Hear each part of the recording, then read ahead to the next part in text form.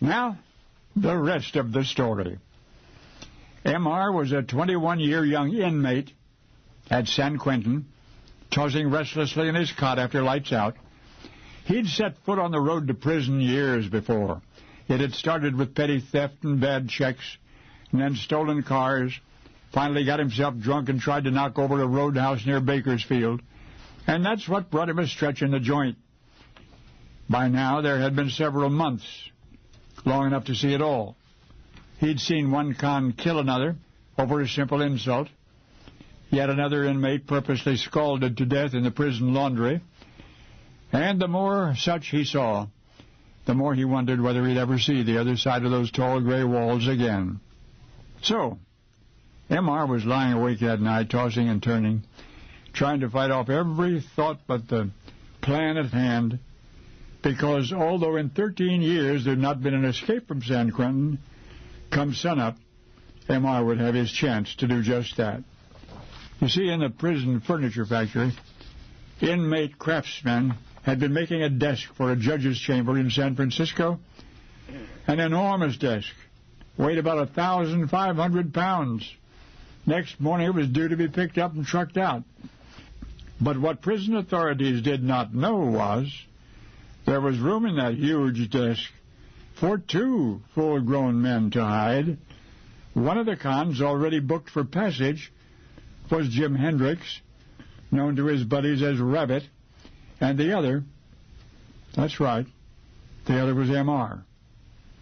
Rabbit liked M.R., did his best to talk the younger con out of escaping. The elder, serving 2 5-to-life sentences back-to-back, felt that he had nothing to lose, but M.R., well, he'd be out in a couple of years. The risk wasn't worth it. But M.R.'s mind was made up. He'd been over and over the plan in his mind. He was sure there was no way it could fail, and it did not. The judge's desk was picked up on time. The prison gate opened wide for the delivery truck. The getaway car was waiting near Oakland Bay Bridge.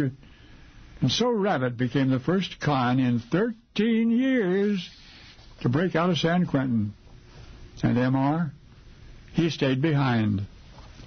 Funny thing, he was all set to go. He was looking forward to his freedom, but at the last moment he got cold feet and turned it down. Weeks later, a highway patrolman stopped Rabbit for a minor traffic violation. Rabbit panicked. He shot the officer dead, and not long after that they caught Rabbit and sent him to the gas chamber. Now, had M.R. escaped with Rabbit, he'd probably have been there when his buddy pulled the trigger, and that would have made him an accessory. But instead, when Rabbit ran, M.R. stayed and served his time to a parole 2 years later, and he went straight. It would have been so easy to sneak out in the judge's desk. But when M.R. came to the crossroads, he chose the right road. He lived to build the career which has thrilled country music lovers ever since. For more than 40 years, you have been humming the tunes of M.R., Merle Ronald Haggard. That's right, Merle Haggard. Only now you know the rest of the story.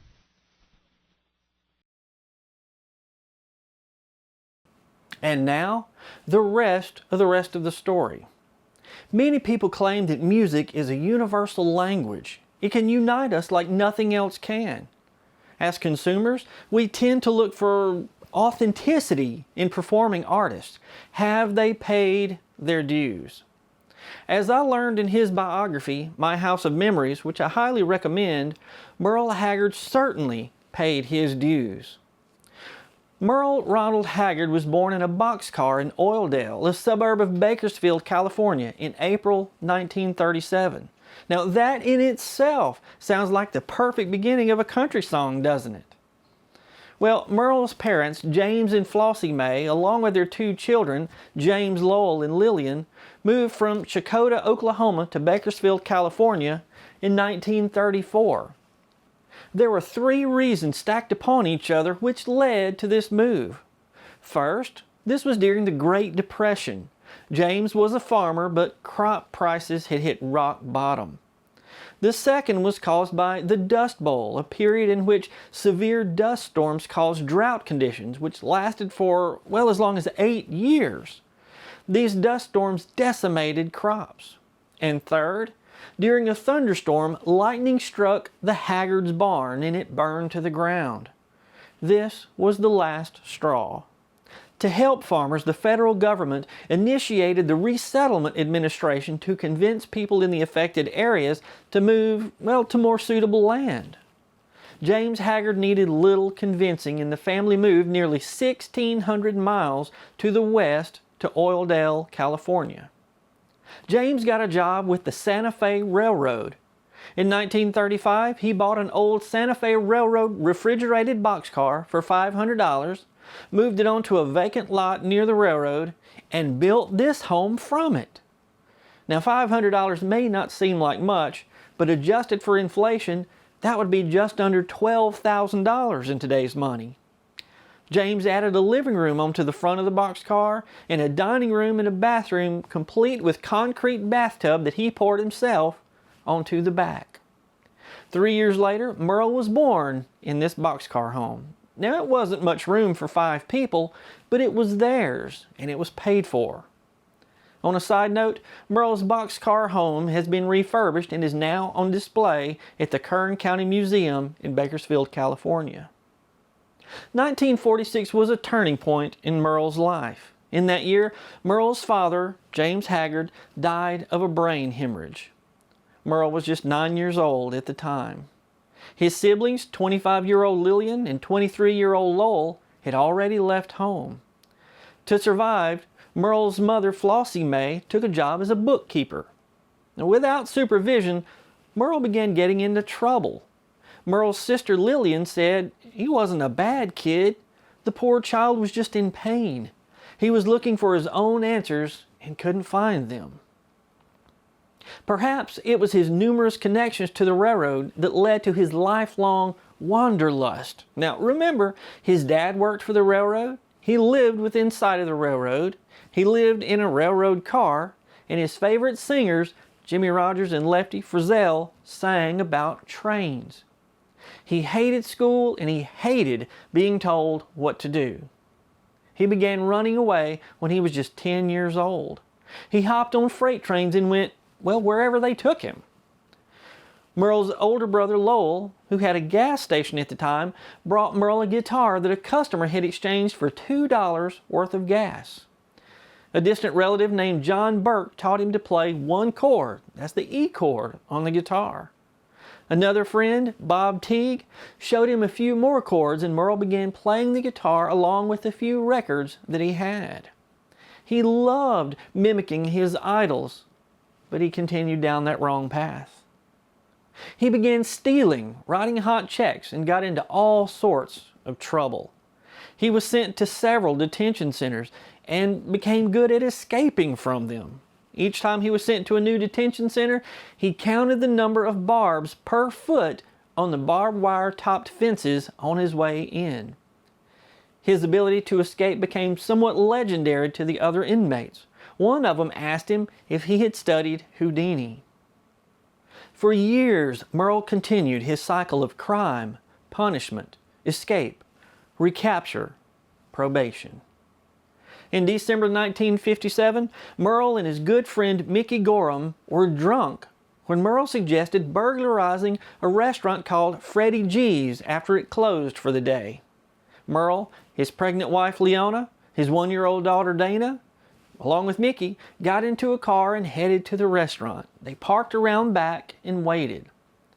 In their drunken stupor, Merle and Mickey thought it was later than it was and thought the restaurant had already closed. By using a claw hammer, Merle began trying to pry open the unlocked back door of the restaurant. Unlocked back door is key here.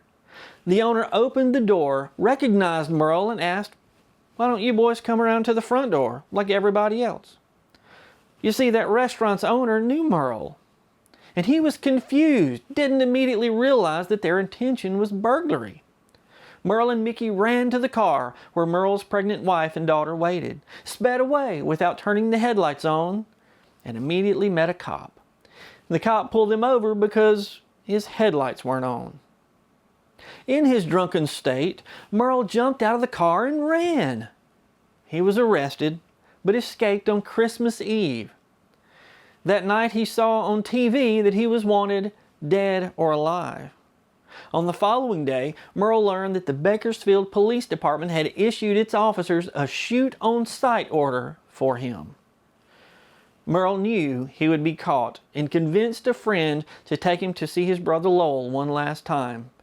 Now, Lowell's house was under police surveillance, but Merle went anyway. Just as Merle sat down, 2 policemen barged in, one from the front door, one from the back. Merle ended up in San Quentin State Prison serving a 15-year sentence. Another turning point in his life came on January the 1st, 1958. Johnny Cash played his first ever prison concert. That one was at San Quentin. That concert changed the direction of Merle's life, but it wasn't like a light switch moment. It took a while. You see, it was in December 1959, nearly 2 years later, when Rabbit and Merle were planning to escape in that desk, just as Mr. Harvey explained. Remember, Rabbit killed a police officer while on the run. He was cornered in a hotel room and finally surrendered after a gunfight in which officers shot tear gas into the room. Rabbit was executed in 1961.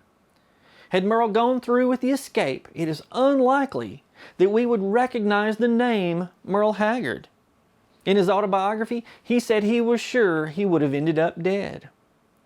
Merle only served about 3 years of that 15-year sentence.